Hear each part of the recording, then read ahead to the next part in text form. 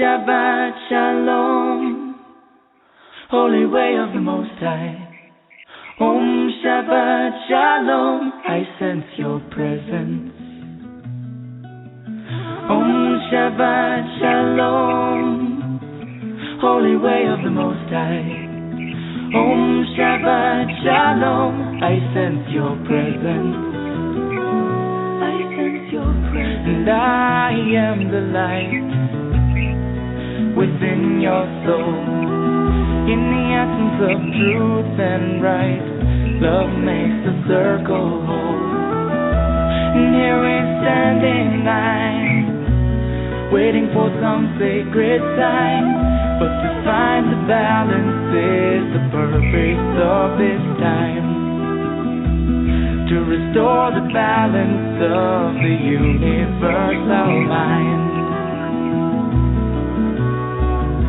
And in the presence of my Lord of light and love, everything I see aspiring to be free.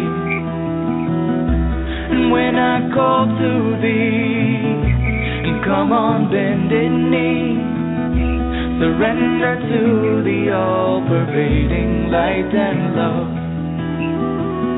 Reflections of the one surrounding me with love. And I sense your presence. I sense your presence. I sense your presence. I sense your presence. Within and without, above and below, yeah. East, west, north, and south, I sense your presence. Without and within, below and above, yeah. East, west, north, and south, I sense your presence. I sense your presence.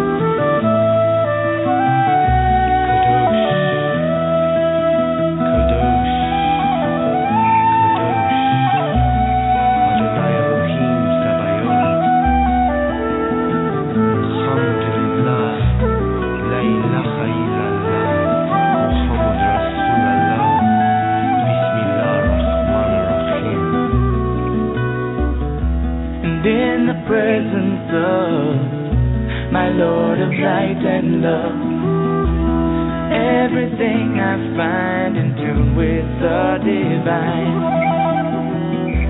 And here we stand in line, waiting for some sacred sign. But to find the balance is the purpose of this time.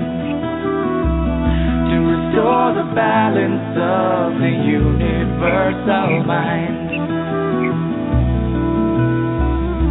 And I am the light within your soul.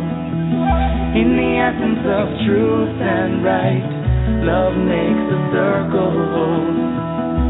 And when I call to thee, and come on bended knee, surrender to the all-pervading light and love. Reflections of the one surrounding me with love. For to find the balance is the purpose of this time. To restore the balance of the universal mind. And I sense your presence.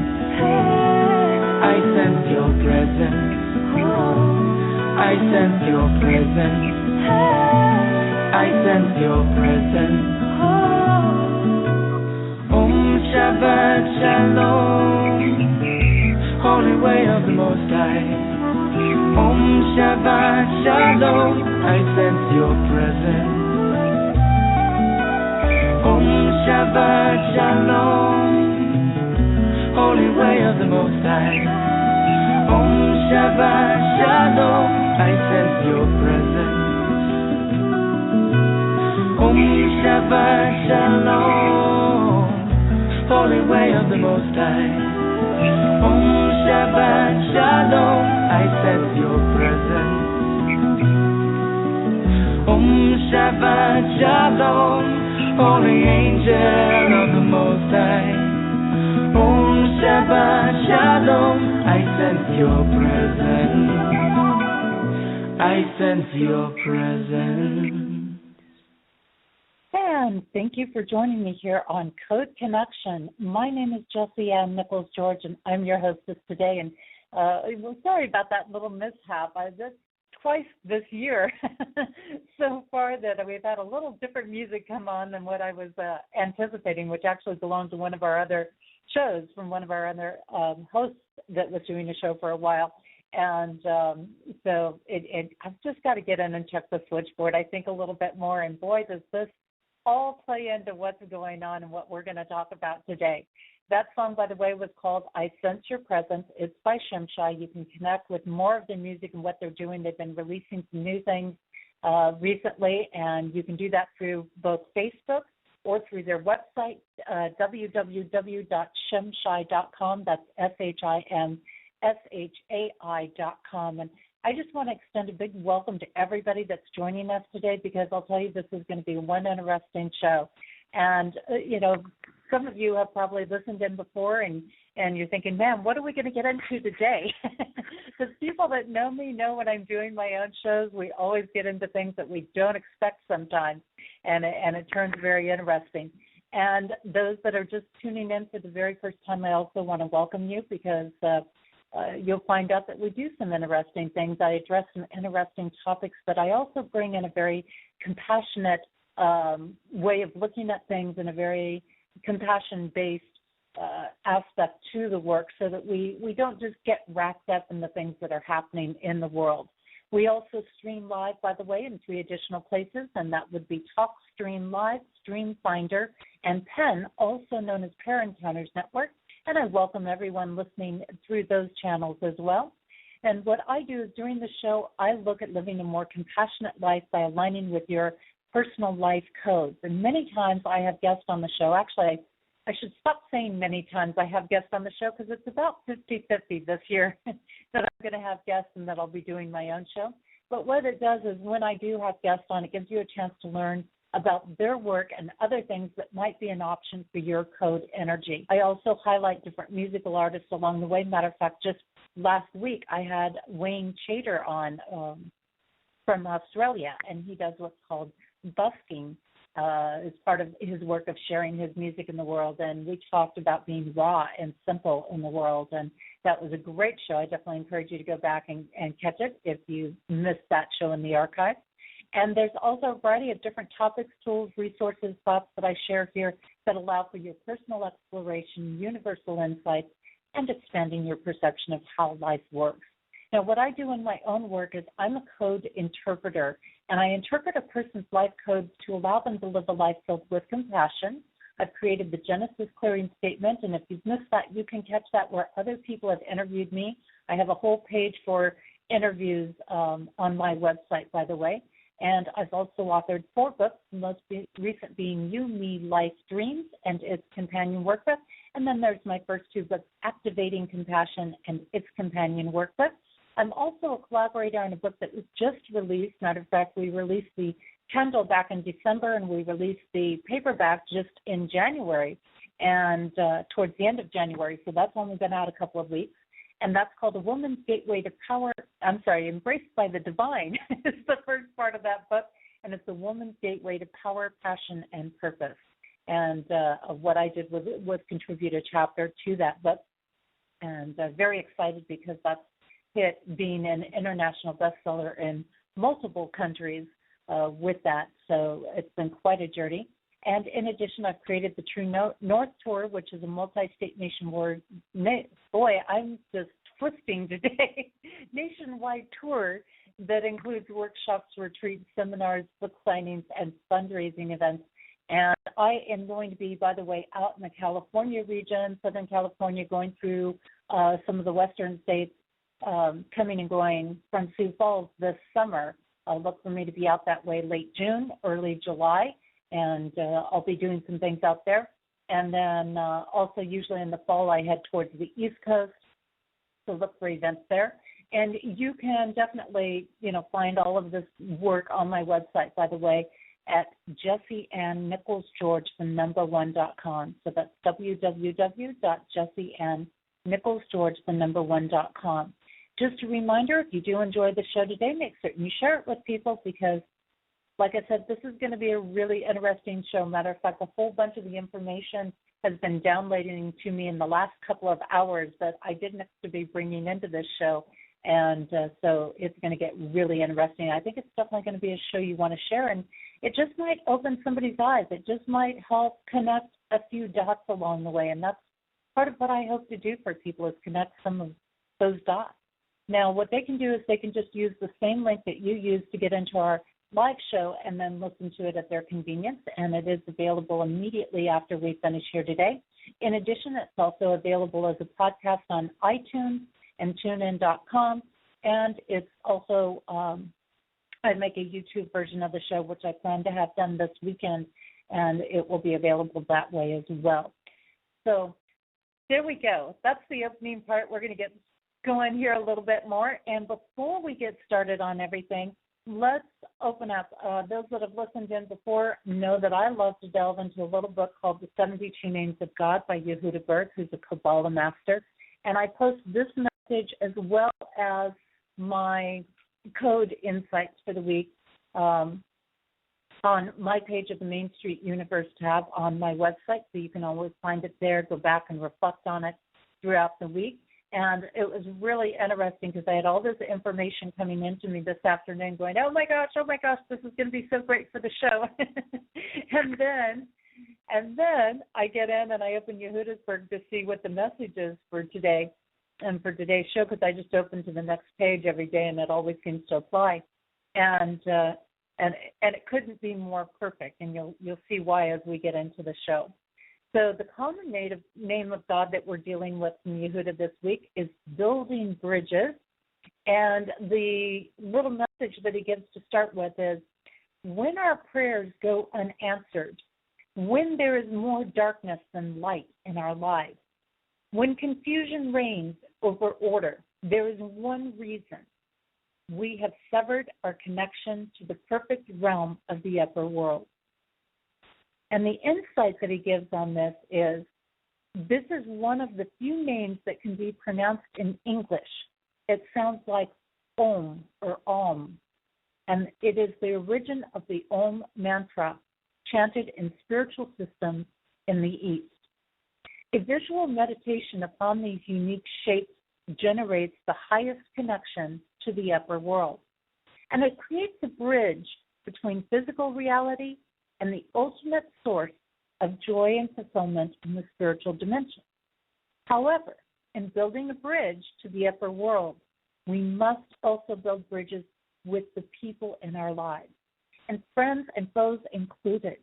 We must first repair some of the relationships in our lives. We cannot obtain one without the other. And the meditation that he goes on to give with this is, with the power of this name, you extend the hand of friendship to individuals with whom you're in conflict.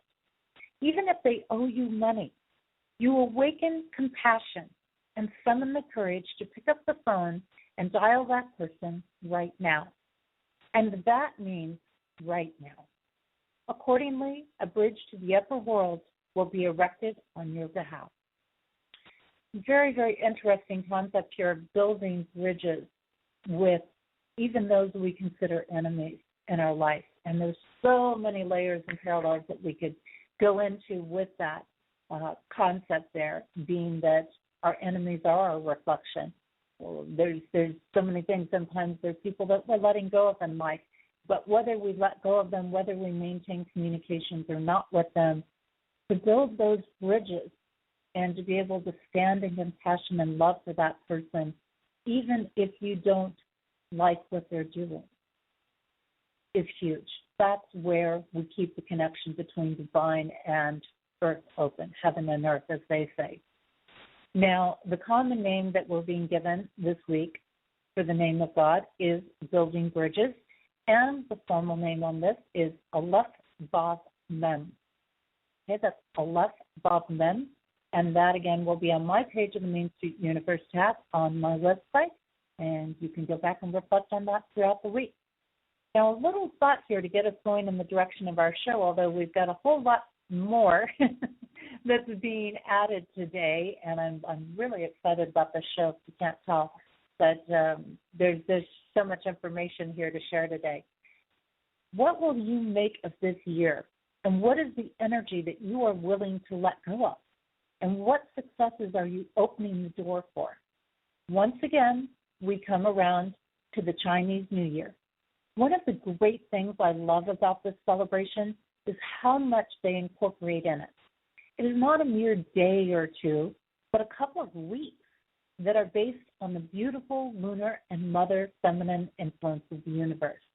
And each day of this celebration, there is an array of wonderful traditions and practices that range everywhere from having a reunion dinner to connect with those that have gone before, to lanterns and firecrackers, to bring in blessings. They also do what I would refer to as a conscious spring cleaning. Now, certainly many of us do a spring cleaning, and that's to freshen up not only the energy of the house, but to physically allow fresh energy through cleaning and preparing to receive fresh air after being closed up or shut in all winter, I should say. Now, in the Chinese traditions, they literally visualize and do practices that are about sweeping out the old energy, the negative energy, that which has grown stagnant and disruptive. They then make great preparations to invite in wondrous blessings and opportunities. They oftentimes wear red or decorate around doorways or windows with red to liven things up and offer protection for successes and blessings on their way in. Just imagine if we all did, or if we did all areas of our life and all seasons with such consciousness. Now, this year is the year the Chinese New Year welcomes in the year of the fire monkey. And this can relate to all kinds of things, from opening the door to more play, fun, passion, seduction, love, romance, pranks and jokes, as well as big dreams. Now, in viewing some of the codes on this, we find a natural flow of energy, since the Chinese New Year energy is all about working from wisdom and creating love, peace, and harmony. Now, when I consider this, it is no wonder that feng shui practices may be a big part of these celebrations. Coming from a Druidic background, this time of year was always about a great awakening and the beginning of the ascent of feminine presence on the earth, lighting candles to guide one towards love and joyful celebrations of life. And it was the time of year that brought promise of flourishing and abundant life, and the preparation for activity and being active and present in the world, playing and having fun. Personally, I love traditions, celebrations, and honoring the turning of the seasonal year. At each of the turning points, I feel energized and alive in incredible ways. What are some of your traditions for this time of year? And how do you like to transition from winter into spring?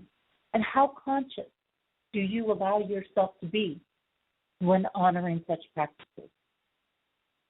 Some really great thoughts to think about as we're making this shift and change of seasons and years and everything like that right now. Because most people are used to the solar year, the sun year, which is when the Gregorian calendar changes over on our New Year's Day celebration. And now this is part of the lunar year. So we're definitely going to be getting into some of that today. That difference of the masculine and the feminine energy and what they each herald in for us on this time. Now, the code energy for this week makes the impossible possible. The unexplainable is evident and present. Strange happenings are likely. Always the key with this energy current is to give yourself plenty of extra time. Function on the side of caution and don't take major risks, particularly physical ones. This is a time to check something 3 to 4 times just to be certain. At times, you might even feel as if you are living more than one life at a time. and with feelings of deja vu.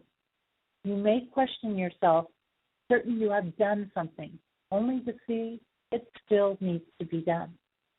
I like to use these periods for introspection, catching up on rest, being still and quiet, and about all we can do is accept the unexpected, simplify, and leave lots of room for unexpected shifts and changes. Wherever you can, free up your schedule and leave it as open and flexible as possible. I'm going to be taking a short break here, and when we return, I'm going to be sharing the codes of the Chinese New Year and what it means for us to be entering into the year of the fire monkey. And that's some great insights. Like I said, we're also today going to be delving into, some of you may have heard that there was a crane that fell in New York City today. And we're going to be taking a look at that and how does that correlate with the Chinese New Year that's going on right now, and a few other things in there, as well as some of the sonic booms that the East Coast has been experiencing. And so while I originally thought this was going to be a very low-key show about the Chinese New Year, actually we're going to be delving into a whole heck of a lot more than just that today, because it's all connected, and I'm going to show you how after our break. During the break, I've got for you a song by Claire Hedin, which is called You Walked Into the Room, and you can definitely check out more of Claire Hedin's work by going to her website, and that is www.clairehedin.com, and that's CLAREHEDIN.com. We'll be back in just a couple of minutes.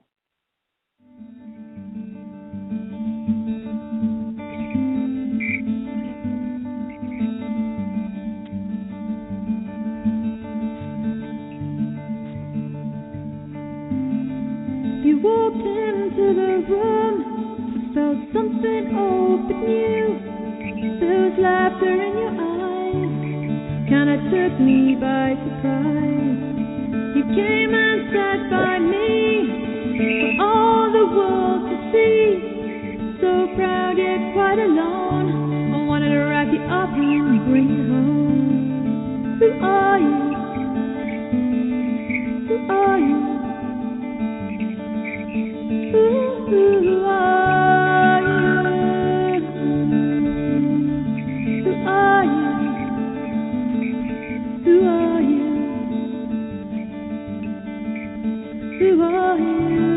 Who are you? We talked the night went by. We walked the starry sky. You and I. We talked the night went by. Walked that starry sky. You and I.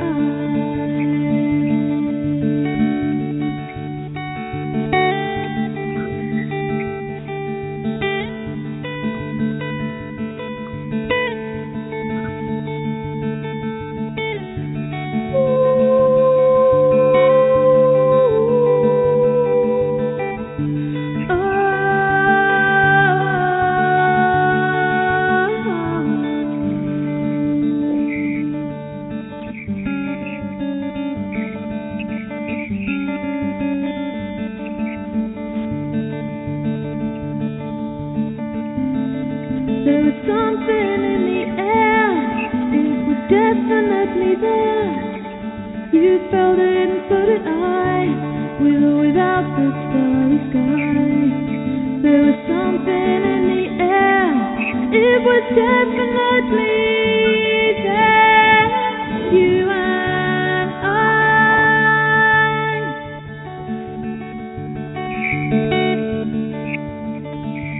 You and I.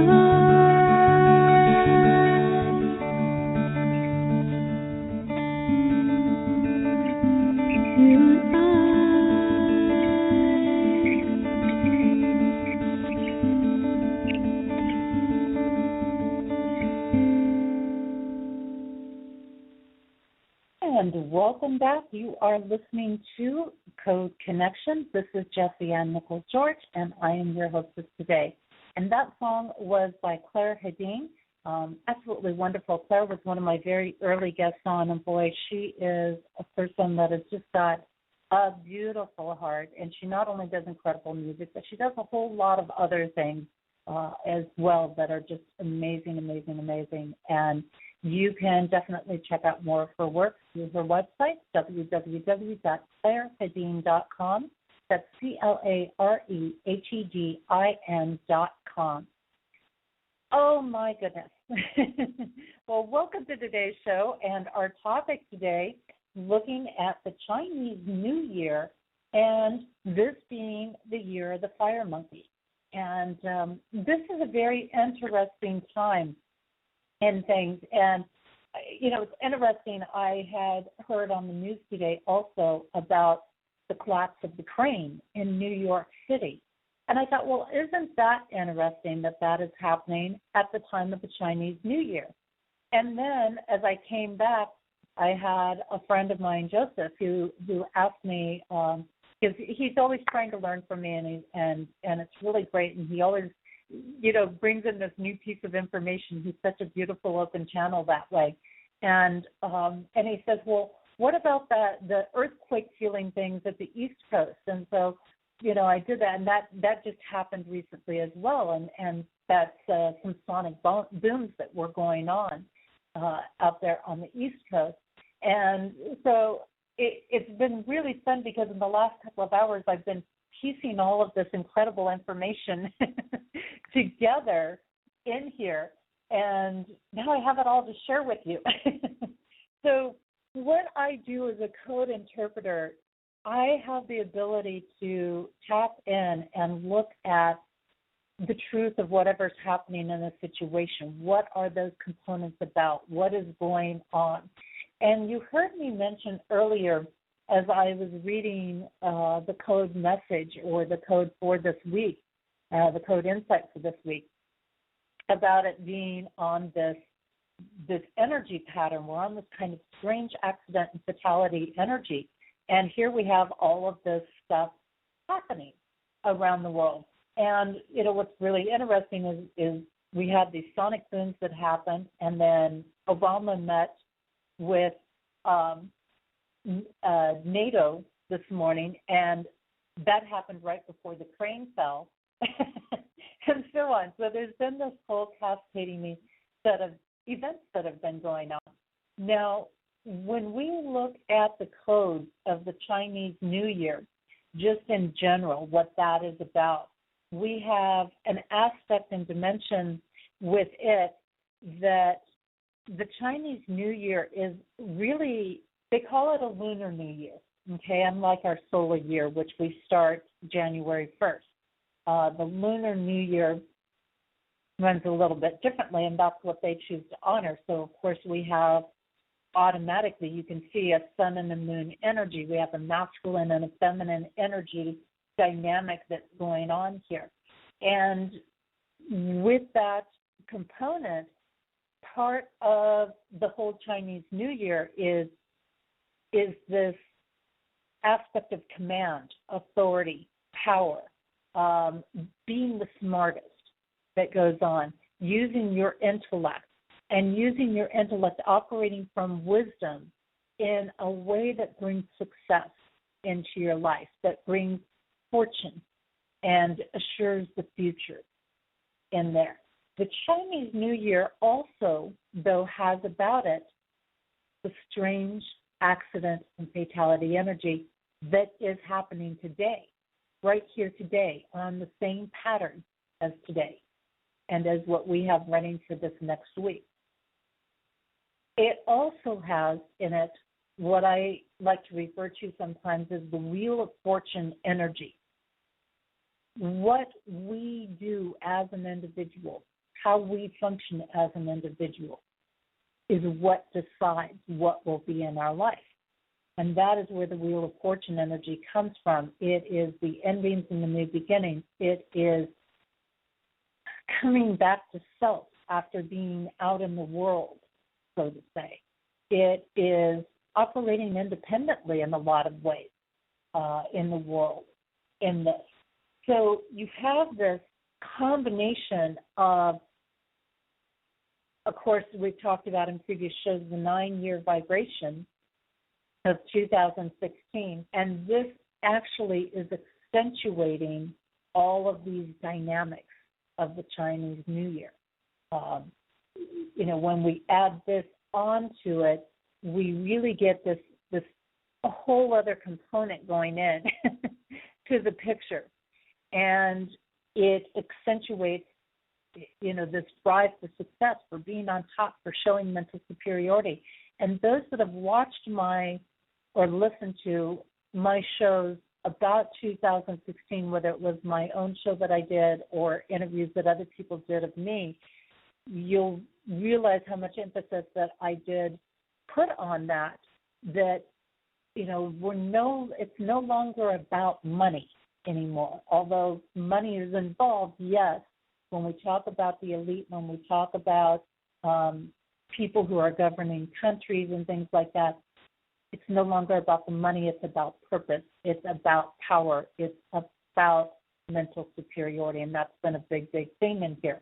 So to have all these things culminating in the Chinese New Year, because what that culmination of energy, these individual components, right, the success energy, taking command and power of your life, and the strange accent fatality type of energy, what must go, and bringing in of new life and the cycling of the year and the turning and the new beginning and all of these things, when we bring them together in codes, or when I bring them together in codes, what we have is the energy of Venus. We have the energy of peace, we have the energy of love, and we have the energy of wisdom, and we have the energy of life everlasting, immortality. Pretty interesting stuff there when we're looking at that, okay? And as we're looking at that, and we combine that specifically for 2016, what we have is that heavy accentuation on the mental superiority. So this year in particular is accentuating everything that the Chinese New Year is about.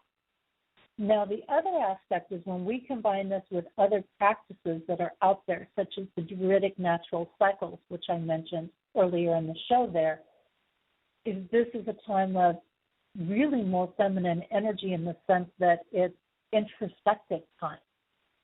So even though we're in the sign of Aquarius, which is a masculine energy sign, we're actually still under some feminine energy influence because it's introspective. So to have the Chinese New Year happening at this time of year, we also are unlocking what's going on for us on an emotional level. We're unlocking what's going on in an intuitive level. When I talk about some of those intuition, and I talked about in the codes for this week, pay attention. Don't take the physical chances.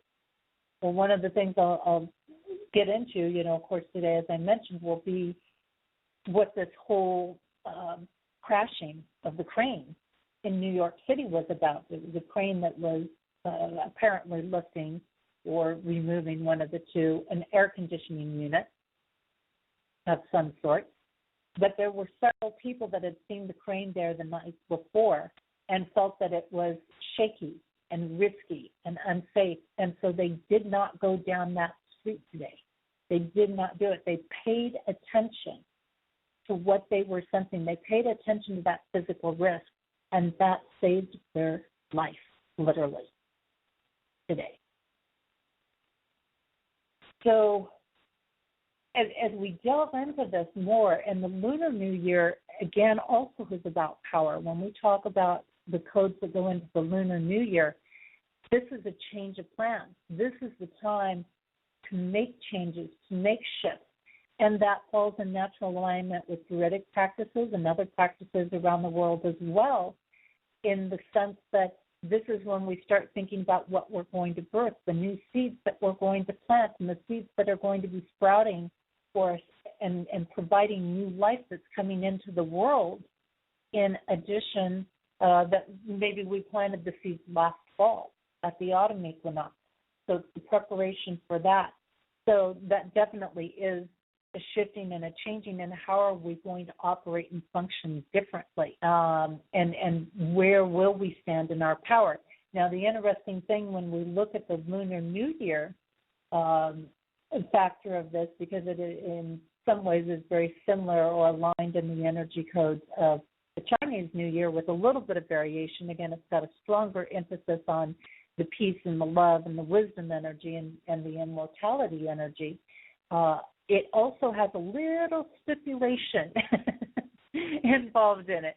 And that could be really important with what's been happening here and everything. And that little stipulation is that power misuse is going to wreak havoc. So that means if you're a person in power, you're a person in control, and you misuse and abuse that power, you're in for some real trouble, so to say. Let's put it politely. You're in for some real trouble. It not only is going to create a lot of chaos in general, but the backlash on that is going to be horrendous. So some of what we've seen today, we can, that was a power play. However, that's a power play that's going to end up backfiring. So it probably wasn't, the smartest move at the same time in this aspect. So this is a time period that it aligns with, the Chinese New Year actually aligns with the new moon, which happens between January 21st and February 20th.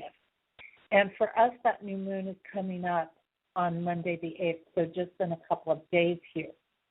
And yet, when this celebration occurs, it happens not just for one day, but it happens over the period of really a couple of weeks, a few weeks period, and there's all kinds of things that go into the Chinese New Year. For example, they have an evening before reunion dinner, which is very interesting, we talked about that relationship component, right, the building bridges component that I shared from Yehuda, reuniting with people, coming together with people. Interesting that happens, and Valentine's Day coincides with that at the same time. They have the tradition of cleaning the house, sweeping things away, and literally visualizing all evil energy or negative energy being removed from the house. In more traditional places, like where I'm based right now in the Midwest, this was really about the fact that you had all this energy and dust and smells and things accumulated from being shut up all winter, and it was time to start getting some fresh air in. Now, another big part that is involved is honoring what they call the Jade Emperor, or the Fat Choi Buddha, and that's about prosperity. And so that's a big thing, honoring the wealth, honoring, and the prosperity is really, going, again, so much more beyond money. It's going into that bigger abundant state, that bigger state of having power, that bigger state of having control of things in there, which is pretty interesting to consider as well. So we have a lot of little components that are going on here. And when we look at the energy of Fat Choi, we have an energy actually that can be very disruptive. It can be very deceptive in things, or it can be dealing with people that are that way in things. And it also opens us up to say, well, what's happening with that this year? Well, again, that's all being magnified this year, that there is a lot of deception going on. So other years, there may not be that type of energy, it will be offset because of the year, or it could lead to more favorable things. But it's very interesting that this year that deception piece is magnified, that chaos piece is magnified in there. because of what has been happening here over the last few days, few weeks. It's about a grave warning that's going on. So on one hand, you've got here the heralding in of the fire monkey energy, which is the fun and the play and the pleasure and the peacefulness, and then you've got this deception energy. And you've got this other really heavy-duty energy that is, so much more destructive and very opposite in a way, that is about the trials and tribulations and the dangers and all being magnified here. So you've actually got these opposing energies, and we can look at this in relation to just like there being heaven and earth energies or control and divine state energies going on. And so, of course, the key is these could be considered natural enemies, right? Just like you have natural enemies in the wild and natural enemies in the plant kingdom and things like that. This could be considered natural enemies because one's very playful and one's very intense in its matter. The question is, are these energies going to compete with one another, or are they going to open the door and reconcile and learn how to work compatibly with each other? Now, again, when we look at the energy of the fire monkey, the fire energy is accentuating, once again, that strange accident and fatality energy. See, it keeps circling right back around. It's very, very strong in multiple layers and multiple areas this year. And this is why, more than ever, we need to slow down a little bit. We've got to take that extra time. It's going to be more of a reflective area or year. This is not going to be the year to heavily push forward for most people because the natural flow of the energy is not there in that sense. On the other hand, there are people that this type of energy can bring luck. I happen to be, fortunately, one of those people that deals really well with this kind of strange incident type of energy. It actually works very favorably for me. And so, but we have to be careful because when we're dealing with fire energy of any kind, whether we're looking at the code aspect of it or the elemental aspect of it, the fire energy brings in, again, it's a lot more about a vying of power. It's a much more reactive energy. It is an energy that is going to be more aggressive and want its control and want to be in charge. And it's the one that's going to be the alpha. A lot of what we're going to see in this Chinese New Year is about the fight for the alpha. It's the alpha trying to gain its control, whether that's the alpha male, the alpha country leader, or whatever you want to say in this. Now, the monkey energy is very interesting because the monkey energy has to have alliances. The monkey energy is much more, hey, give me the happy family, give me the aspect of, everyday life, and it's all good, 2.5 kids and the white picket fence and the whole works, right? But most people that are living on that energy pattern require some sort of assistance, connection, help from somebody in a so-called higher position or a more stable position to operate. So you've got this alpha energy and you've got this energy that can flourish, but it needs assistance flourish in it. And when we bring that together, that alpha energy is just waiting to have that control. And we have to be careful. What this tells me is we have to be careful because of these energy codes, like the strange accident energy codes that are running this year, to really think about the help that we're receiving and what strings might be attached, because it is coming from this alpha state.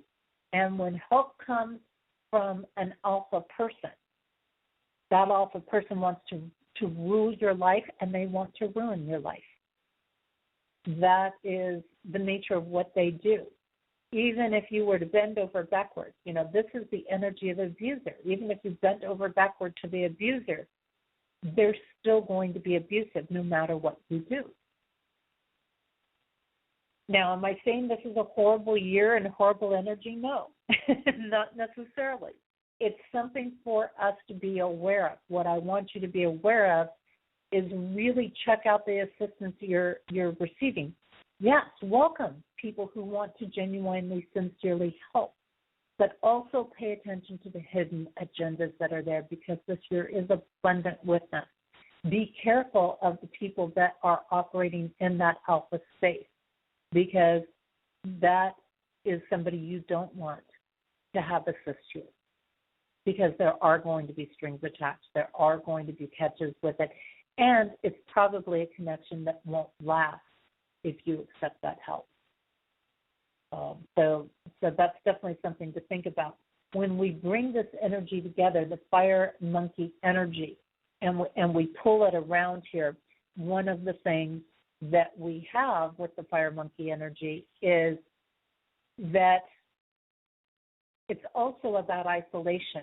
It's also really unfavorable for finances. So if you look at that in combination with the Jade Emperor energy, the Fat Toy energy, what you've really got is you're bringing in a lot of the deception. You're bringing in sacrifice. You're bringing in victim.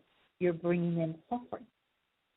And most people aren't going to be ready for this. Most people are not going to be ready. They've got a lot of attachments and a lot of addictions, and people have heard me talk about that. Well, the reason I've been talking about that on so many of my shows has been because they're key components to whether we are ruled and governed and controlled by people, or whether we actually have a life, and whether we're able to survive through some of these challenges that are coming before us. This is a tough money year for most people. This is why we're seeing crashes in the stock market right now. This is why we're not seeing it recover. It's not just about the elite, because what this is where people aren't going to get support, that alpha, those alpha people, your world leaders and stuff like that, they're going to want to make people suffer. And that's what they know. All they know is this or them mentality. They miss the part that we can all work together, because they haven't really truly experienced the loving energy. They haven't truly stepped into the heart space to realize that it's not enough for them. It's not a competition. Competition is a huge, gigantic lie. And we're constantly being engaged in competition in one way or another. Oh, let our store, be better than that store. Come on, let's see if we can raise the profits. Come on, let's, our team versus that team. Competition, competition, competition. And it's really important that we step out of that competition. Again, if you're willing to step out of the mainstream of the group, that's where you're going to see the successes. The people that are willing to say, hey, you know what, I'm actually really happy taking my own path, thank you very much, and not interested. Those are the people we're going to be seeing survive through a lot of these things. Those are the people that are going to come out ahead in things. And, I can even share that with some of my own circumstances, because I deal with some of this energy in my own coding. And it's part of the point that I'm at right now. And, when the finances shut down, you have to get resourceful in a lot of ways. You have to be willing to make the shifts and the changes. And, of course, as I talked about a couple of weeks ago, sacrifices about becoming holy. It's not about suffering necessarily. We've been programmed that way. It can be stressful. It can be, this kind of mental anxiety thing going on, but it doesn't have to be. And most people aren't comfortable being on their own or operating in their own space. What we have to be careful of is, on one hand, we have to be willing to step out and be on our own. On the other hand, we have to be careful that we don't completely isolate ourselves. We need to keep some open lines of communications. Again, we don't want the bridge to collapse, and we don't want the bridge to fall down, as we might say, as Yehuda alluded to earlier in things. So when we look at this fire monkey energy, the ones that are going to be most successful in this upcoming year are those people who can operate independently, who don't have to follow the group, who are willing to go their own way in some things. And, here again, yes, it can be a little more challenging in some ways, but it doesn't have to be. And the long-term results can be incredibly valuable when we learn to stand on our own 2 feet. This is part of the lesson, is get comfortable with that uncomfortable space in there. It's part of the big lessons for this year. Now, when we combine some of these different aspects, for example, I mentioned that I deal well with a lot of this energy. I can look at my own codes and say, in one sense, this energy in this year is really going to be about stepping into my power. It's really going to be about taking control of my life. On the other hand, I'm probably going to have a lot of unexpected things come my way that I'm going to have to deal with that may lead me to have to start over again on some things. It's going to teach me to keep that flexibility and those doors open and to not make the heavy, big, giant commitments to things because there's going to be things that are going to come up and need my time or need my attention in one way or another on this. So when we combine this also with the year 2016 that we're in, again, we're magnifying energy. And I think it's important, if you know of people who aren't comfortable being on their own, that you're there for them to a certain extent, not to the extent that you drain yourself out. But I think that's where also some of these online resources and online connections are going to become valuable, because it may be the only channel that people have to reach out and connect with people. I know I sit in an area and I don't have family or friends or anything where I'm at, but I still keep in touch with my friends. I still keep in touch with some people. I still communicate over the internet with people. So these are going to be valuable things. And one thing, and I'm going to talk about this more because of what has come up today in the world with the crane falling in New York City and these other pieces that are going on. A lot of that energy, and I'm going to get into it, is about squashing fun and play and happiness and hope and optimism, and trying to lead people to believe that they're being isolated off because they're like bad children who won't obey things. They're going to try to make it like a punishment thing. But we have to remember that it's very important to embrace the play and the fun that the monkey energy allows us to have. It's very important for us to learn to be happy with what we've been programmed as mundane. You might look at something and go, yeah, well, it's just a tree. Well, there's an amazing world in that tree. And that's going to be one of the big keys this year in this Chinese New Year is, can you really see all the amazing things about that tree? It's about realizing how amazing that mundane, so-called mundane, is. Seeing the spirit in it, seeing the passion in it. Some key words this year in this particular Chinese New Year, the year of the fire monkey, we're going to have things like seduce, seduction, passion, faithful, seductive, sultry. So when we look at some of these things in relation to the energy of the Chinese New Year, now we're also dealing with these key terms that, again, brings us back full circle to you've got to beware of the deception. You've got to beware of the people that are operating in that alpha role who are trying to take control, because they may not look like that alpha person. They may not be obviously that alpha person out there. Got to be very careful about the seduction and getting seduced into things, because that is going to be the style. It's playing on your emotions. And we see this. I go round and round with people who come to me going, matter of fact, just yesterday, I had probably 4 people that messaged me and said, I'm so upset about this. I'm so angry about this. And they were all going through different things. And, you know, this just really gets to me. Okay? Well, this is part of this whole seduction process. It's seducing people into these high emotional states. And remember, because we're dealing with the fire energy and what's unexpected, people are going to feel as if they have no control over their life. And when people feel as if they have no control over their life, a lot of fear kicks in. And when fear kicks in, they become angry. And when they become angry, they start wanting to blame everything and everyone else. Well, if this person would only do this differently, if they and it comes down to really us letting go of having to have our own way. We need to let go of these emotional reactions.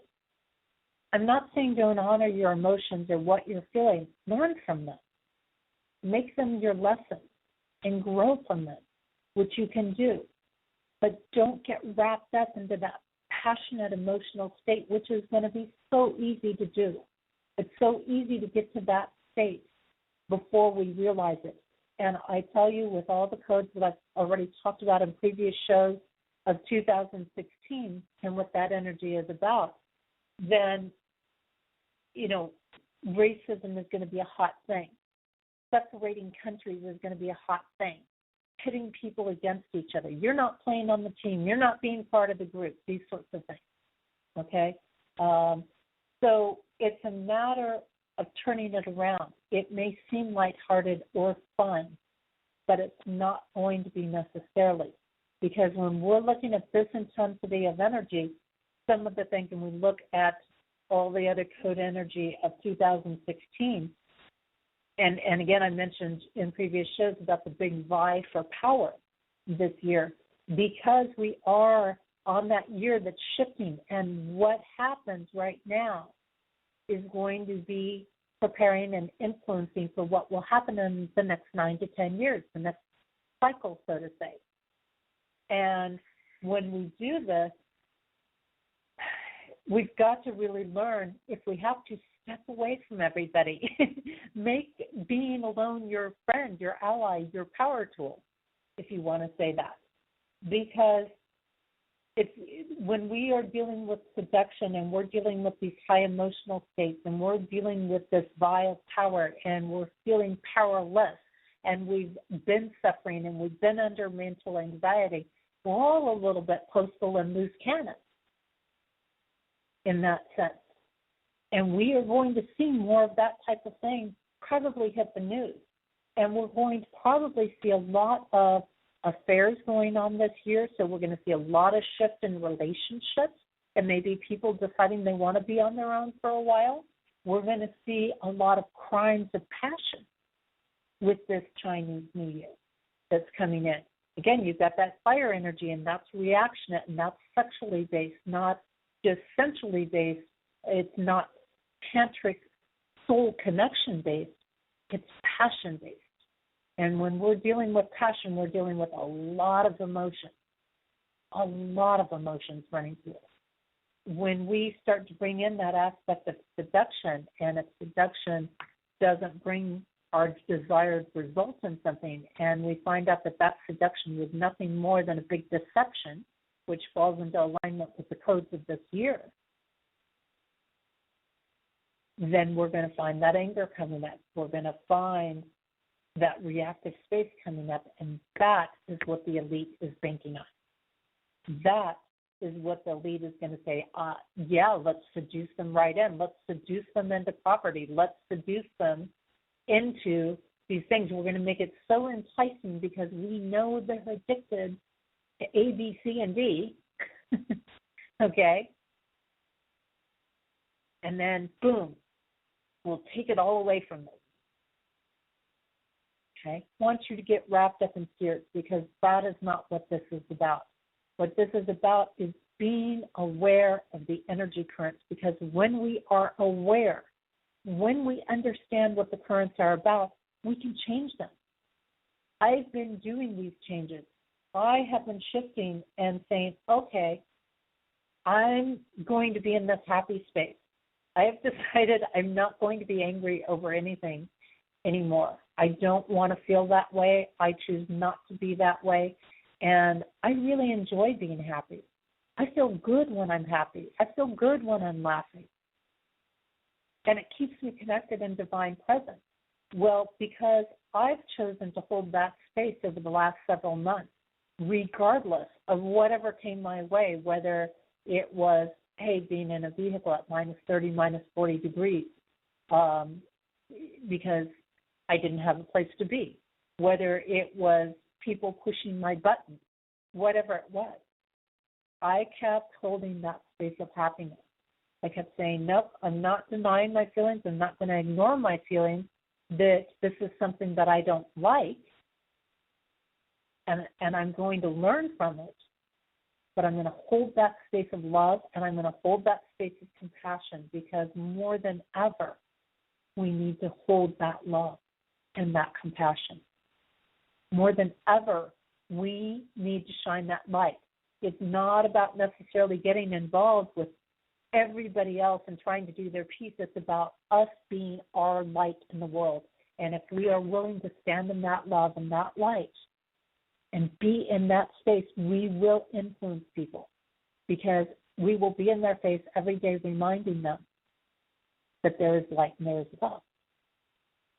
And my ability to do that over the last several months actually made a whole bunch of people pull together and step up for me.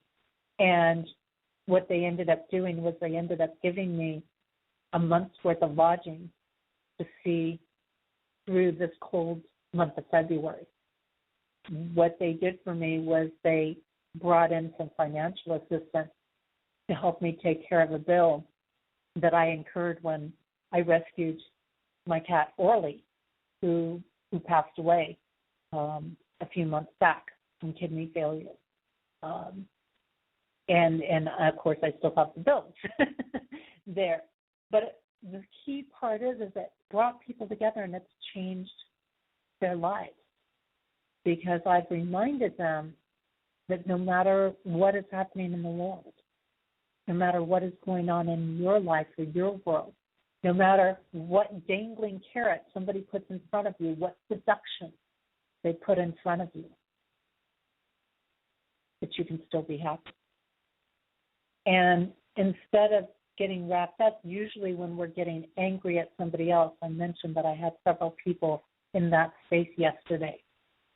And instead of getting angry at them, it's about realizing that you're not really angry at that person. You're really feeling frustrated and disempowered because something didn't turn out the way you wanted it to, because you weren't able to create the results you wanted to create, or because you felt powerless to make the change, because you were deceived in some way, because you did something and found out it wasn't what you thought it was going to be. It's very, very important that we keep bringing this focus back to our inner self, that we keep coming back to us. So when these plays around the world start trying to separate you, embrace that and come within. Doesn't mean that you isolate yourself from everybody. Have conversations, communicate with people, but communicate with others that are shining their light.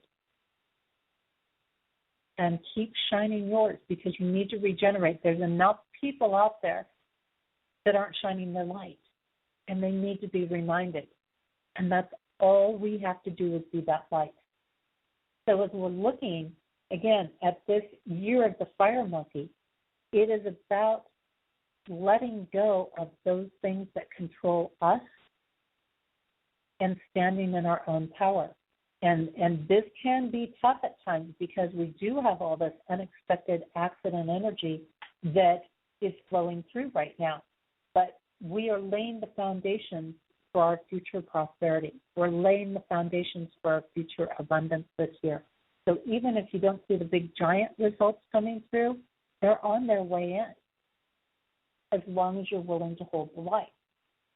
Now, I mentioned, this all kind of came down, and it kind of shifted the way I wanted to take the direction of the show today, because if you haven't heard yet today, one of the big things that hit the news today was this morning there was a large crane that was in New York City. It was apparently putting in or removing an air conditioning unit, and it came crashing down to the point that it was about somewhere between 15 and 18 stories of weight that came down on this thing. And you're going to find out, because today's energy specifically is about that strange accident energy that I've been talking about. And what's very interesting is the symbology and everything that is in this factor of things here when we look at it. The crane is a huge symbology piece to the Chinese and the Asian cultures. In the Chinese culture, it represents immortality. It represents the transformed powerless that is immortal. So the stepping into the higher self, it is about peace. It's about love, and those are things that go in with the Chinese New Year. Okay? Many people saw this screen, actually, and they saw it last night and saw that it was not safe. And now, let's keep in mind that this crane came crashing down at around 8:30 of prime business time in New York City. If anybody's been to New York City, streets are always full of people, especially that time of day on a business day. And yet, yes, sadly, there was somebody killed and 2 or 3 people injured. But if you consider the magnitude of this piece of equipment on a New York City street, it's downright amazing that's all that was hurt. Now, some people were unknowingly tuned into the code and said, whoa, that doesn't look so good. I think I'll take a different route today. And this is what I'm talking about, in the strange accident and fatality. Give yourself a little extra time to take the extra route. Go around when something doesn't look right, which doesn't appear to be physically safe, okay? So and we talked about peace and the love vibration, and also the peace and the love vibration that the crane represents in Chinese culture is that immortality piece is about being superior to trials and difficulties and challenges in life. It's also related to freedom. It's also related to spiritual and independent freedom. It is the link. Well, right back to Yehuda Berg, who was talking about building a bridge. It is a link. The crane is a link between heaven and earth. Okay? It is about maternal love. So again, the feminine energy that I was mentioning that goes right along with the Chinese New Year, and happiness. And it is the messenger of God, or divine energy. Now let's take a look at that. So you crash a crane down in New York City at the Chinese New Year in the middle of their festival celebrations. Is anybody else seeing a connection here? You're starting to put these pieces together a little bit? Okay, so what does it represent if you crash a crane down? You're crashing out somebody's immortality. You're crashing out divine immortality. You are breaking the bridge to divine connection, is the symbology in here. You are breaking the link between heaven and earth in order to gain control. And you are crushing freedom. It's a lot to think about. You are literally crushing love and peace. And why do this now? because it's making a huge statement. When these world leaders communicate with each other, they communicate in the symbology, okay? It's not as obvious to the rest of us, because if the rest of us was in on the language, which is what I try to do here in this show, is to help you open up and understand their language a little bit, okay? They wouldn't be able to get away with these things. They wouldn't be able to control you the way they control you, right? So right now, everybody's wrapped up in, oh my gosh, this crane fell. But I haven't seen one thing in the news that has put the pieces together that we have a crane that has crashed in the Chinese New Year. So this is about trying to bring down, specifically, bring down an immortal power source. And when we look at some of the immortal power sources around the world, who do we have? We have China and we have Russia, fairly considered immortal power sources.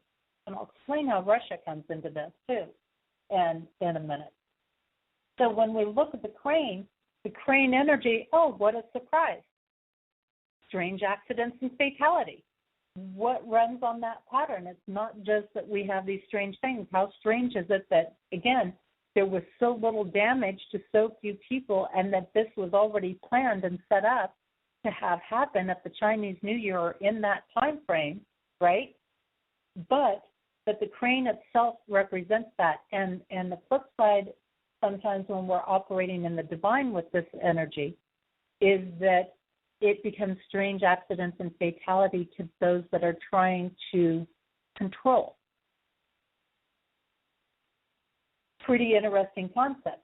So when we combine the crane energy crashing, the strange accident and fatality energy crashing on a day's energy codes of strange accidents and fatalities, what we have is we have a blatant statement of taking power and control, because when we combine these two energies together, it is about taking command and of people and nations. And taking command, and the person taking command behind this being somebody who wants to operate on their own opinion and not others. And we've got one world leader right up there doing that. He's been all the way along just blowing everybody off and doing whatever he wants. And he's right here in America. People aren't going to like that I said that, probably, because I know there's some big supporters out there of him. Okay? So we have this energy of, hey, you're a strange accident fatality energy for me, so I'm going to create the strange accident fatality for you and crash out the strange accident and fatality energy as if it would cancel itself out and then obtain that control or power there. Now, when we start to combine this energy and we look at why New York City, well, again, New York City naturally has that same energy pattern running in it. It also has the energy pattern of victim or suffering going on or anxiety going on. When you look at that component of it, there's a lot of stress and anxiety and mental suffering going on in New York City. It's totally built for that, okay? And it's about closing things off. It's not about a creative energy in New York necessarily, which may sound ironic to some people in that. But when it comes together, New York City is about alliances and partnerships. Oh, now there's an interesting piece of the puzzle, right? Alliances and partnerships. And when we combine this together in the location of New York City, New York, coming together, what do we have? We have the energy that is all about making a bigger statement that's about purpose over money, that we would make sacrifices to make a statement here. And when we combine New York City with today's energy, guess what? we have the energy of revolution, upheaval, and strife. So is it any surprise, really, that we bring a crane crashing down in the Chinese New Year in New York City on this particular day? That's not a surprise, really. It may feel like a surprise. It may seem like a strange thing, like, oh, how odd that that crane came crashing down today. So when we look at this, and also let's take a look at the fact that the crane in symbology was related to the god Apollo. Very, very fond of the crane. And what does Apollo represent? Healing, truth, music, sun and light, which we know is a metaphor for divine energy, poetry. Guess what? Apollo is kind of aligned to that fun, that playful energy, right, of the Chinese New Year. So when we're squashing the crane, we're squashing fun, we're squashing healing, we're squashing truth, we're squashing divine energy. This is a huge statement made in here, okay? So as we keep looking at that, this is a squashing of the immortality and attempts to disconnect people from divine spirit and divine presence. When we're also looking at the energy of the crane, it's about wisdom, luck, fidelity, union of the masculine and the feminine energy, and protection. And where does that protection come from? It comes from love. So if we do something like this, we are metaphorically and literally, because when we do these things, it sets an energy current in motion. And all of a sudden, people are wondering why they don't feel free. They're wondering why their spirits seem crashed out. They're wondering why these things. A big, blatant symbology by one of our own world leaders that says, I'm going to make you stupid. I'm going to show you're stupid. I'm going to take away your fidelity. I'm going to separate you and keep the masculine and the feminine from working together, keep the sun and the moon from working together. And I'm going to do it on a day that is all about gaining power and purpose. Now, where does this come from? Why would such a big statement like this be made? Well, that's where I found it very interesting when my friend came to me shortly before the show, Joseph, and said, hey, what about this thing that they said felt like an earthquake on the East Coast a couple of days back? Well, let's take a look at that as well. Now, if you're thinking, oh, it's all got to be a big coincidence, this whole crane thing happening in the Chinese New Year, let me tell you, the signs don't get hardly too much more blatant than this. But as I went back and looked at that, of course, what they were referring to happening was not that there was an actual earthquake that was happening, but that it was about sonic booms. Well, what we know about sonic booms are that's related to NASA and NATO and our airspace. And that comes back to what a surprise. There's been a whole lot going on with NATO, a whole lot happening with that alliance team that has been trying to get people to work together. So you have a certain amount of countries who are involved in NATO. What a surprise. France is in that. France has been protected. We know what happened in Paris not that long ago, right? That made world news. So when we look at that aspect there, and I'm going to jump back for a minute, by the way, before I get fully into this part of it, let's also take a look at, ironically, what streets were affected in New York City, okay? They closed, that was the street of Worth, okay, between Church and Hudson. Go figure. Right? Well, guess what? Church codes out, obviously, to help and connection, and Hudson codes out to power and control. So you have a deliberate closure of worth between help from the divine and power and control, separating you. Another just absolutely blatant fact there. Okay? Another street affected, Tribeca, which is about spiritual material conflict. And guess what? Part of the crane, out of the only 4 buildings, now anybody who knows New York City, how do you only hit 4 with a crane this size? We're talking, by the way, this crane was, I had it written down here, 565 feet long. Well, isn't that interesting? Because that also codes out to the strange accident and fatality energy. What a surprise. And 330 tons of weight.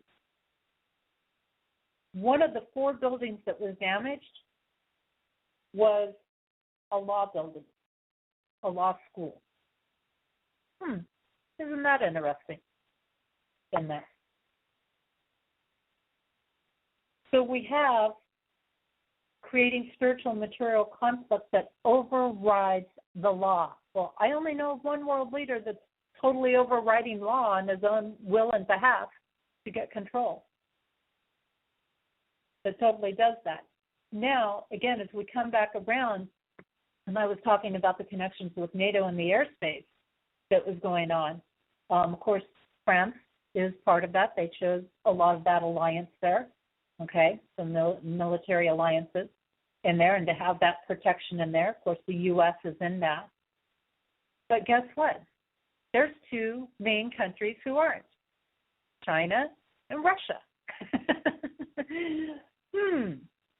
So you've got this little aspect of obviously some planes from some other countries who, during the Chinese New Year time, are trying to utilize that energy to gain control and power.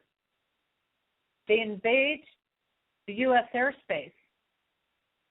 Somebody doesn't like that because they don't want to give up their control and power here. And matter of fact, Obama just had a meeting, guess what, with NATO about 2 hours before the crane collapsed. Coincidence? Personally, I don't believe in coincidences. Really interesting thing. And when we look at there had to be an alliance in some of this situation, we are seeing in this whole picture as we start to put these pieces together, we're starting to see that there is a vie going on for control of airspace. So in a sense, China and Russia have an alliance, even though maybe not totally overtly because they're still both competing for the airspace. Okay? They're still on alliance because they're still against NATO. They're operating outside. They don't want to join back, as you might say. So you really can't make a much more blatant thing here. Now, the real key is what do we do with all this information? Okay, we understand that somebody's trying to crash out our ability to receive help. They're trying to crash out financial things. A lot of this, of course, is signs. And I believe that signs always go 2 ways, okay? You can't crash out the lower class and still have the higher class, technically, because they're too reliant on the lower class. And when the lower class crashes out to a certain point, they don't care anymore. They have nothing left to lose, so to say, in the process. What we're really seeing here is whether you have a lot of money or don't have a lot of money in the world today, that finances are crashing down, and this is going to be one of those years for it. So we need to start thinking wisely. Start thinking compassionately. What's compassionate for you, your friends, your family? That means getting out of credit card things. That means paying off loans. That means getting yourself free and clear of as many financial responsibilities as you possibly can. It can also bring opportunities in the midst of those crashes, but it's also a big wake-up call to say, more than ever this year, we need to focus on that which is not money. We need to focus on keeping the bridge with the divine open.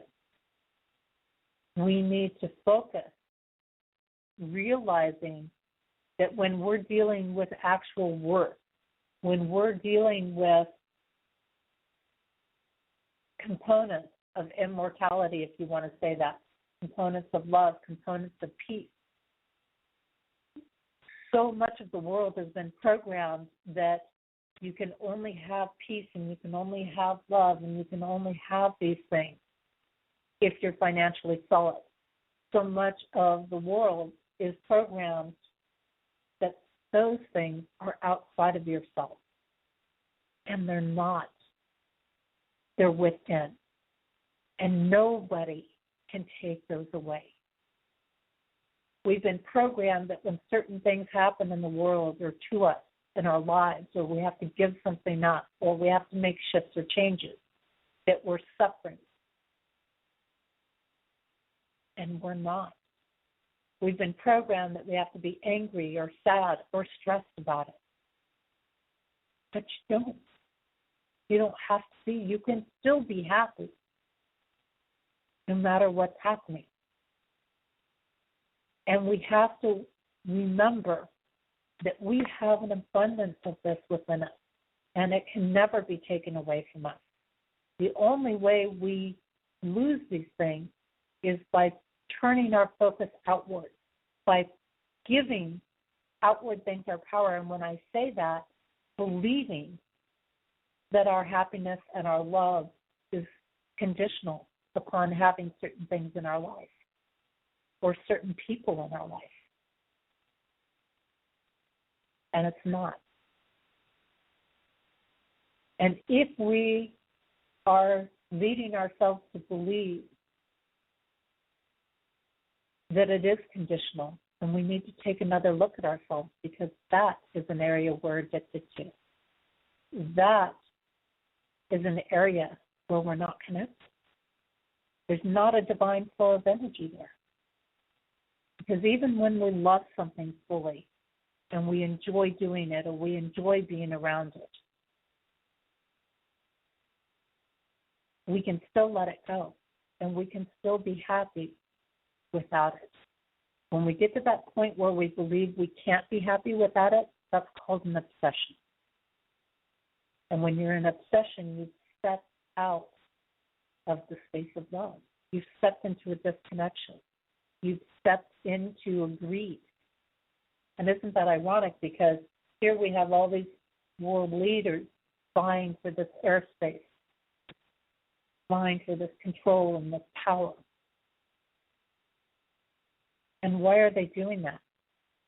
Because they feel powerless. They feel as if they don't have control of themselves, so they've got to control somebody else. When we look at the big picture introspection of this, and we say, well, what is the lesson in this for me? Well, obviously the various ones of clear out the debt, clear out those things from the physical level. But it's also about asking yourself and saying, where do you feel powerless in things? Where do you feel as if you don't have any control? And I've got somebody asking if we're taking calls today. I do see somebody in the queue that looks like they might have a question. I don't know if that is you or not because it's showing a restricted phone number. to me, so I don't know if that is you that is sitting in the queue. Maybe you can answer me in chat and let me know in this. But I do really want to bring that piece back around for us, that nothing that is worthwhile can be taken from us. Nothing that is, true, nothing that is of divine energy can actually be taken away from us, because that all sits within us. Everything on the outside may make life more comfortable or uncomfortable, as the case may be, but it won't. So when we look at this reflection, that's important for us to stop and take that time and reflect and say, where do I feel powerless? Where do I feel like I'm trying to control a piece of my life or someone in my life? And the more we're willing to do this, the less power others will have. And when we realize that that lack of power is also that sense of that feeling to gain power and feeling powerless, as many of these world leaders do, the elite do, because they've forgotten what love feels like and they don't have love there. I will open this mic up really quick, give you just a very brief time to come on and share here for a minute, and then I want to get on to doing just a quick little exercise today here during the last part of the show here. So I'm going to go ahead and open up your mic here. Give me just a minute. And you are live on the air. Hi. Very interesting show that you have. Thanks for having me on. Well, thank you. That's, it's been an interesting day in the world, and these pieces all connect together. We just don't oftentimes bring the connections together. Well, I have been looking at my own sort of connections and things as well, and sometimes there are synchronicities. But the thing that's even more interesting for me is to try to understand how to interact with different populations, because I really believe that we're sitting with so much energy. And I was watching presentations today about consciousness and how if somebody's awareness can change about what they have available to them, suddenly, people have the power to change their environment. And I was just kind of wondering if that would be something that you would focus on over the next few weeks, maybe. Well, and I do bring that into each and every show, and it is that perception of things. I don't know if you caught the first part of the show or not, but I spent a lot of time living out of my vehicle, partly because I was touring. I did not have money to spend on hotels or things like that. And when I came back to Sioux Falls, I deliberately chose to focus on paying some things off and taking care of some of my responsibilities as opposed to getting a home to live in. And some people found out that I was living in my vehicle even when it turned minus 30, minus 40 degrees. And in most people's perception, for example, they would see that and they would go, oh, my gosh, you're suffering, you're deprived, you're this, you're that. And my response was, no, I don't feel like I'm suffering at all. I have an incredible life, and I have, many, many wonderful blessings to be grateful for. And, this is just one thing that happens to be going on in my life. So absolutely, when we change that perception, we're going to change our world. And it changes not only our world, but other people that we come in contact with. Well, I think that you make a very good point about state of mind, because, there are certain things that we need as human beings.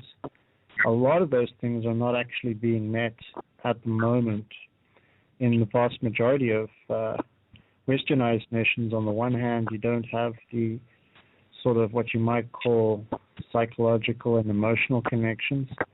And in the other areas of the world where people might have connections emotionally with each other, but they don't have resources in a structured way.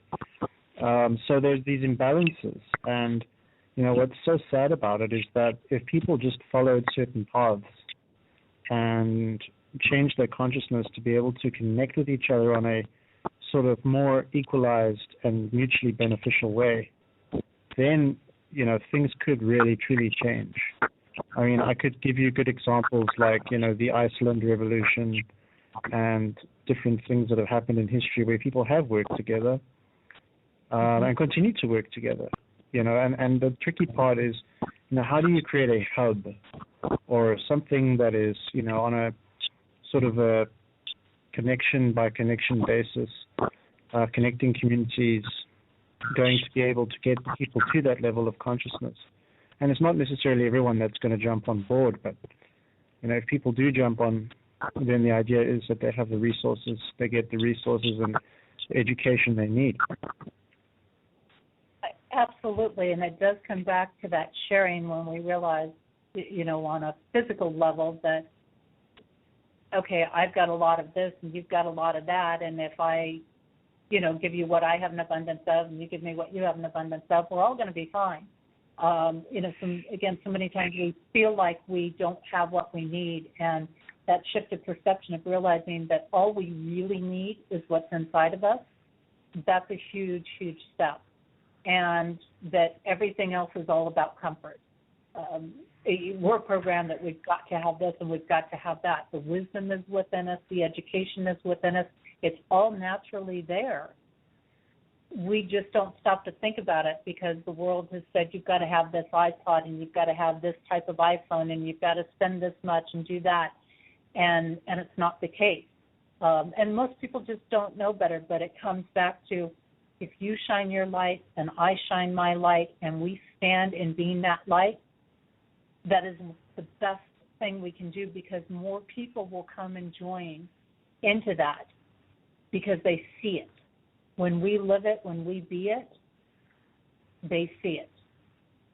So it's not about us trying to convert people over like in a religion. Come over to my church and pray this way. It's about, let me show you what this is like. And I know I have so much confidence in how great that is that I know that's something you're going to want to be a part of. I know it's going to trigger a memory of divine consciousness, and then they will take hold on their own. So I think that's one of the big things, because so many people in the spiritual world, they want to change people. They want to jump in and say, let me change you, let me adjust this for you. And it really is about sharing, and it's really about just holding our own. To me, I think that there's a balance in everything that can be achieved for people that actually want to go forward. I mean, I could use Blog Talk as an example, which you're using as your broadcasting system. Mm-hmm. There's probably, 1,000 broadcasters on Blog Talk that are regular, let's say, give or take.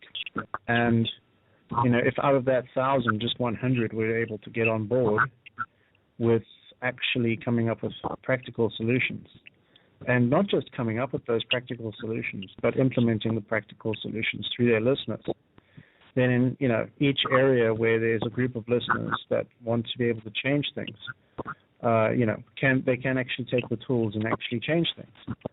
But the problem that comes in is that most people never get to the actual hearing the solutions part, and even fewer people ever get to the implementation of solutions.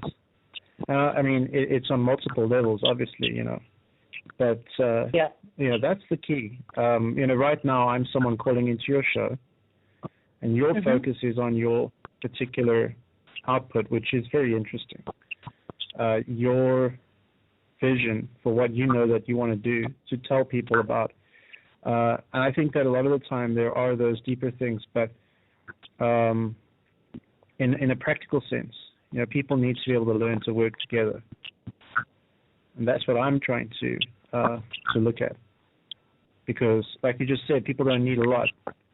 But if you can create, for example, a home that doesn't cost, that doesn't even have a mortgage because it's provided by the community, for the community, then, you can actually have people living in, at least, not freezing, like you just mentioned. But it's not very big. It's not a mansion, but that's a good example. And, this isn't impossible. I mean, people say that there's homeless people in the United States or in different places in the world, but in places like Africa, people build huts all the time. So, why not just find a way to create basic dwelling spaces so people don't have to be homeless, as an example. And obviously there's other issues that come into play, like psychological issues, chemical issues, all sorts of things. But there are a lot of people that maybe want to live differently. So, yeah, that's my take on it, and I wish that there was an easier way to keep in touch with people from Blog Talk like yourself and actually carry out these plans, and purposes. And certainly there are. I mean, usually I have some of my contact information at the bottom of the show description. I'm on Facebook, LinkedIn, Twitter. Don't do a lot on Twitter, but, probably Facebook is my primary, followed by LinkedIn. And people are welcome to, jump in and follow on that and things. And I agree, this connection and the sharing of resources, and it comes to something that I've mentioned many times, and I'm going to put you back on mute here just because of where we are in the show. But, our caller brings up a great aspect, and, of course, those that have heard me before know that I'm very, very very pro, I should say, of what's happened in, like, Iceland and those countries and the Norwegian countries and how they function, because they do function from the sharing concept and making sure that people are not homeless and living on the streets and operating from this much more balanced state. And, of course, that is a huge key, is bringing balance into everything. It's not about all of these extremes, but we all have our own little piece. And that's one thing that when I work with people as a code interpreter, I help people understand their piece in the world a little bit better and how their piece interacts with everything in the world. And this is where you start to realize nothing is per se right or wrong. It just kind of comes down to when we do our piece, and then if each of us is doing our piece and we share our pieces and make our pieces available to the world, that then more people can grab hold of that and take hold of that as well. So it's a big aspect there, and absolutely I'm glad to see that this listener, for example, is putting a focus on connecting and to build these communications, because it's not up to one person. One person can't do it all and isn't going to do it all and isn't designed to do it all. We need to each provide our piece in things. And so that's absolutely huge. I want to take the time right now, again, I'm not interested in competing with the so-called elite or, conspiracy theorists or anybody else out there. I'm just sharing my piece of things, my understanding of things here. People can take heed to the information and find it interesting and do what they want with it or not. Really, it's about waking people up, not to put people in fear, but to actually make us aware of what's happening in the world so that we can do something about it, and to help people realize that we do have the power to do something about it, and to bring it back around and say, I don't have to get wrapped up in this drama and this fear. And if we're aware, we can go, I'm seeing some connections here. Now I get why the crane crashed in New York City, on closing out Worth Street between Church and Hudson. I totally get it now. These sorts of things, putting these pieces together so that we can go, okay, I'm not going to get wrapped up in this competition. I'm not going to be played. And when I see these things happening in the world, it just reminds me I need to stop and shine my light a little bit brighter.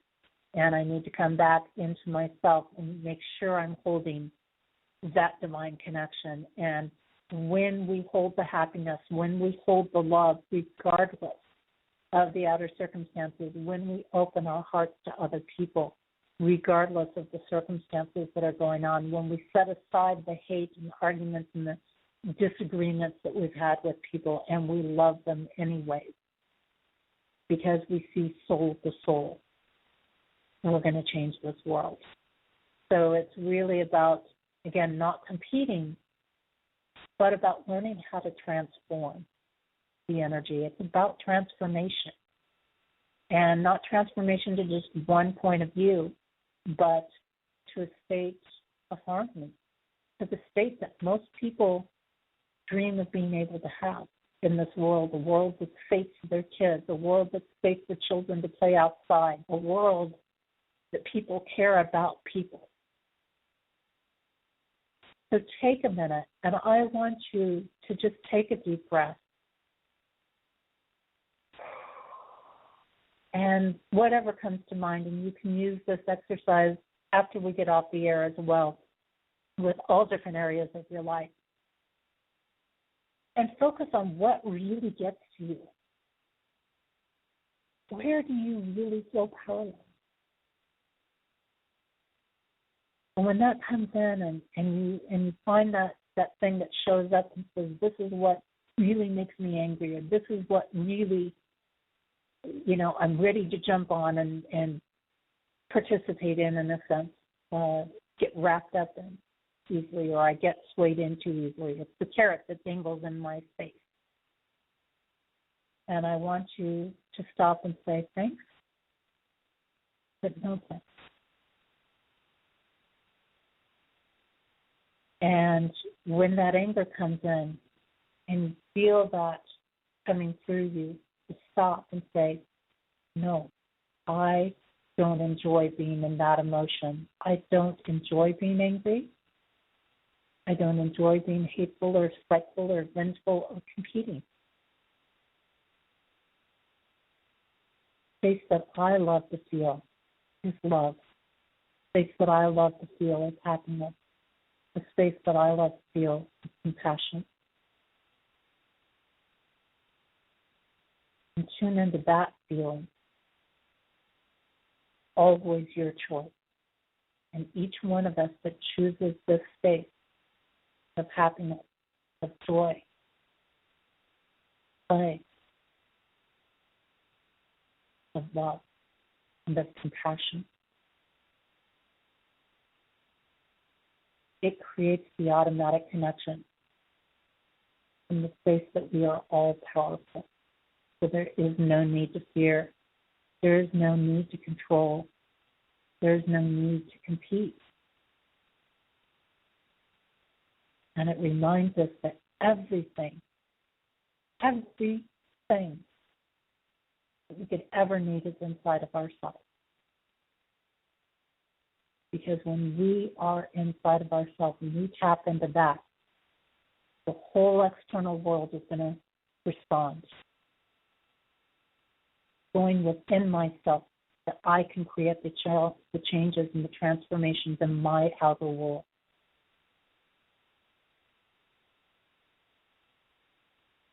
And with each one of us that chooses this, we will transform somebody else. At least one, maybe multiple people, and remind them of this.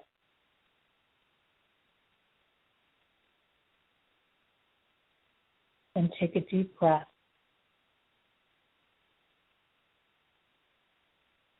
And even in your waking conscious state, it's your power to choose this. It's your power. Say stop to anything. Say, I don't want to feel this way. And I'm now choosing to feel happy. Because that's the state I enjoy. And breathe into that happiness. Breathe into that peace. It'll come together in the outer world if you choose to hold that. So hold it. If you have missed any part of this show, man, did we cover a lot of ground. And a lot of things you'll probably never hear in any other show regarding the Chinese New Year and the Year of the Fire Monkey. Enjoy your life. Be in the peace. because there's always probably going to be some challenge, some unexpected thing coming up in the world. But you don't have to be played by it. And you can still have peace within you. You can still feel the compassion and the love. If you've missed any part of the show, I think you're really going to want to go back and hear it from the beginning, because it's been a big show. There's been big things considered here today, and some big concepts for us to think about and to realize and to start to open us to how these different elites and world leaders and people are using things like the Chinese New Year to communicate in symbology, and why that makes such a statement. Next week, I'm going to have Sharon Karn with me, and we're going to be looking at how to work with the heart chakra. And we're going to be sending a Valentine out to the earth next week. So you're going to want to delve into this show with us, because it's going to generate a whole lot of love energy. And we're going to send a whole lot of healing energy to the earth next week. You can catch up with all my work through my website, JessieAnnNicholsGeorge1.com. You're going to find monthly specials on there, videos on there, archived shows on there, books on there, events on there. I know I got to get to getting the events posted. I'm a little behind on some things, but I'm going to get there. All those things are up there on my website, JessieAnnNicholsGeorge1.com. Hey, February special. We're in February right now. You can pick up the ebook version of my relationship book, You Need Life Dreams.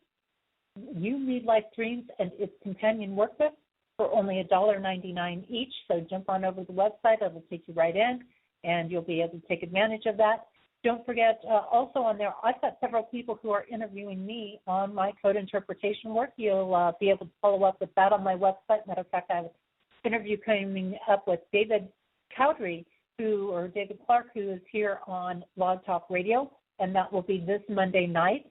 So you might want to tune into that and see what we get into there. I'll have an interview coming up with Michelle Meyer coming up very soon. There's a whole lot of them, so you can just catch up with all of them there. Also, we've got several shows here on Main Street Universe. Of course, Susan Weed consistently with us on Tuesday nights. We're sharing her work in herbs and natural plants, and she's doing things like on antibiotics, natural antibiotics and things like that right now through plant healing.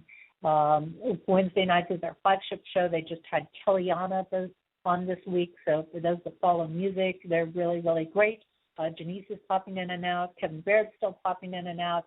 We've got some people who are doing shows once a month on the network, so lots of great stuff happening with us.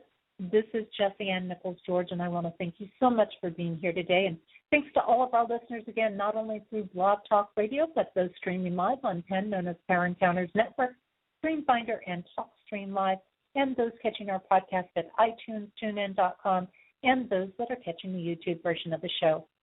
I look forward to seeing you back here next week as we delve more into code connection.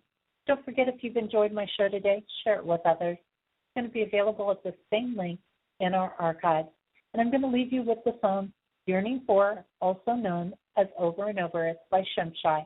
Thank you so much, and I look forward to seeing you again next week right here on Code Connection.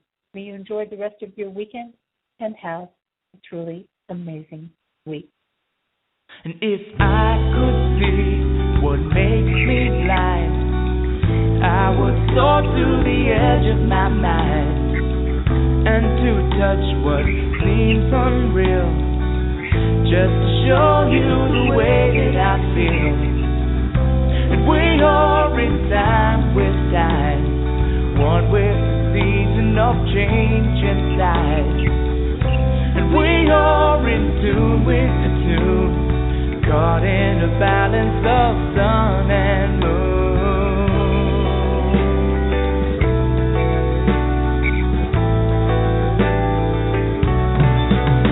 Oh, deep inside, the light within, shining to show you it's it to begin. When all I have is all I need, I will soar to the edge of eternity, and we see it eye to eye.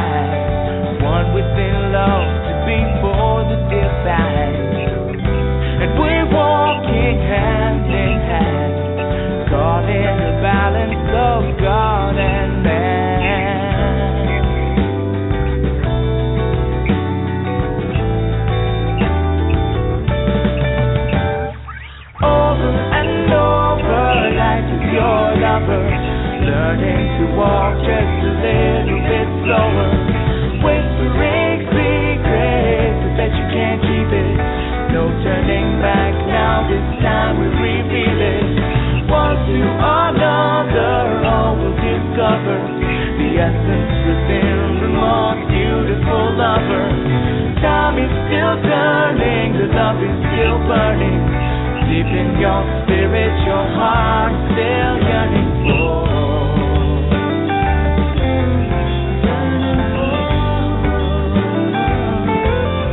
Yearning for.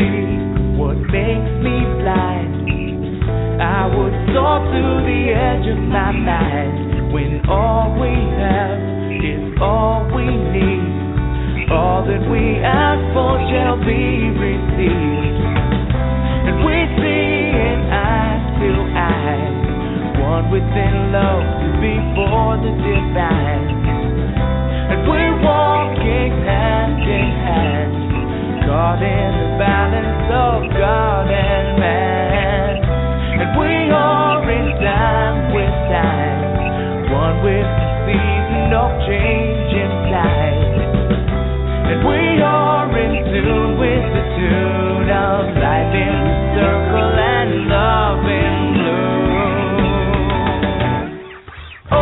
And over like your lover, learning to walk just a little bit slower, whispering secrets, I bet you can't keep it. No turning back now, this time we reveal it. One to another, all will discover the essence within the most beautiful lover. Time is still turning, the love is still burning. Deep in your spirit, your heart is still yearning for. Over and over, life is yours.